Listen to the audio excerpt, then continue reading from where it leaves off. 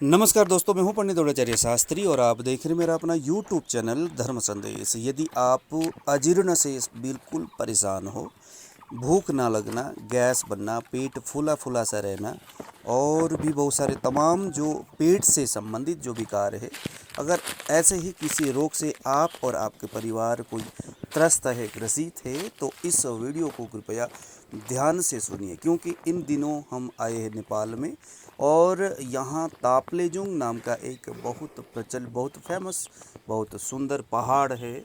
और यहाँ पर ये देखिए ज़रा, हमारे साथ आगे आगे नेपाली ढाका टोपी लगाए एक फेमस वैद्य जी, जिनके पास अभी हम आए हैं। हमने इनसे अनुनय और विनय किया कि सर, हमें कोई ऐसा वनस्पति जो इस एरिया में मिलता हो उसके बारे में आप हमें बताइए। तो चूँकि आप जानते हो इन दिनों लोगों में अजीर्ण का यानी भूख ना लगना, पेट फूला सा रहना, है ना, तो जो मंदाग्नि जठराग्नि की कमी के वजह से तमाम जो विकार है वो ज़्यादातर लोगों में देखा गया है। इन दिनों बस उसी एक समस्या से ही ज़्यादा लोग परेशान है। तो हमने सवाल किया कि सर, हमें ऐसा वनस्पति का दर्शन कराइए जो अकेले उस वनस्पति को खाने मात्र से हमें रोगी के इस अजीर्ण से संबंधित और समस्या में काफ़ी हद तक सुधार पहुंचाया जा सकता होगा। तो लगे हाथों वैद्य जी हमारे विचारों से काफ़ी खुश हुए और उन्होंने हमें कहा कि आइए ज़रा जंगल में हम आपको उस वनस्पति का दर्शन कराते हैं।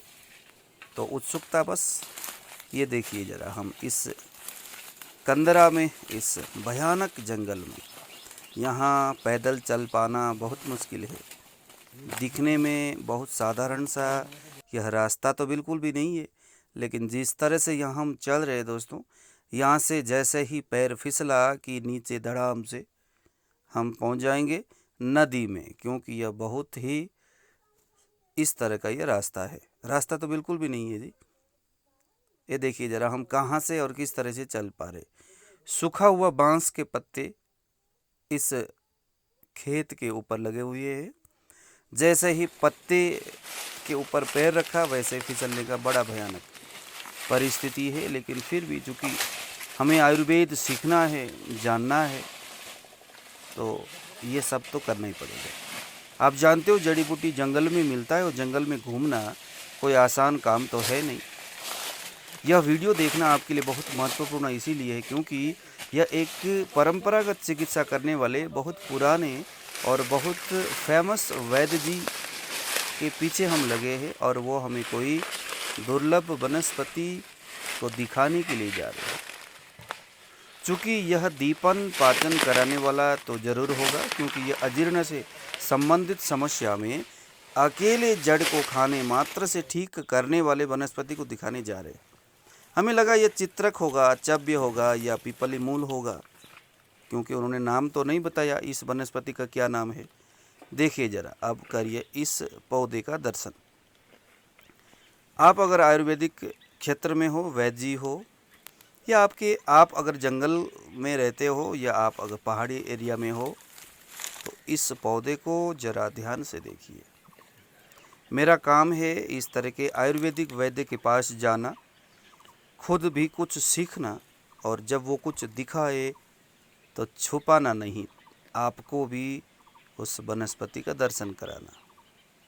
इसका नाम क्या है मुझे नहीं मालूम, अगर आपको पता है तो हमारे लिए और दूसरों के लिए इसके नाम लिखिए, क्योंकि मैं आपको बता सकूं और अभी मैं आपको विश्वस्त के साथ कह सकता हूं कि यह एक ऐसा पौधा है जिसके जड़ में वह गुण है, वह ताकत है जो अजीर्ण के अवस्था में अच्छा काम करता है। भूख बिल्कुल भी अगर ना लगे तो इसके जड़ को उखाड़िए, और थोड़ा सा, बहुत ज़्यादा भी देने की ज़रूरत नहीं, क्योंकि मैंने इसको प्रत्यक्ष रूप से वैद्य जी ने मुझे दिया और मैंने खाया, और खाने के कुछ देर के बाद मुझे भूख लगने लगा, और भूख तो कह नहीं सकता, मुझे प्यास बहुत ज़्यादा लगा। तो भूख और प्यास को बढ़ाने वाला यह एक वनस्पति है। आज के समय में इसी समस्या से ये देखिए जरा, तमाम लोग इसमें जूझ रहे हैं। तो यह इस तरह का जड़ है, इसका खाने में बेहद कड़वा है। तो जाहिर सी बात है कहीं ना कहीं डायबिटीज़ में भी काम करेगा। हालांकि वेजी का अनुभव तो नहीं है, मैं भी गारंटी से तो नहीं कह सकता, लेकिन डायबिटीज़ में भी ये ज़रूर काम करेगा। क्योंकि आप जानते हो कि अग्नि की कमी से ही डायबिटीज़ अक्सर लोगों में होता है। वेजी ने मुझे एक वनस्पति, एक जड़ को उखाड़ के दूसरी जगह लेके चले गए। ये देखिए ज़रा, वेजी अब दूसरे एरिया में जा कर के उसी पौधे को उखाड़ते हुए हमें दिखा रहे। मैंने इनको कहा कि वेजी हमें भी कुछ इसके जड़ को लेके जाना है। तो लगे हाथों 2-3 पेड़ के इस लता के जड़ को हम उखाड़ रहे। लेकिन उन्होंने मुझे कहा कि इसके जड़ को हम पूरा नहीं उखाड़ेंगे, क्योंकि ये सुलभता से मिलता नहीं है, और अगर इसके जड़ को हमने उखाड़ दिया तो ये मर जाएगा।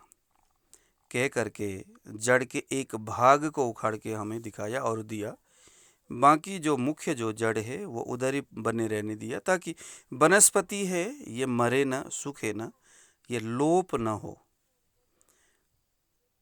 क्योंकि इस वनस्पति से बहुत सारे लोगों के शरीर को और रोगों को हम ठीक कर सकते हैं। तो यकीनन ऐसे दुर्लभ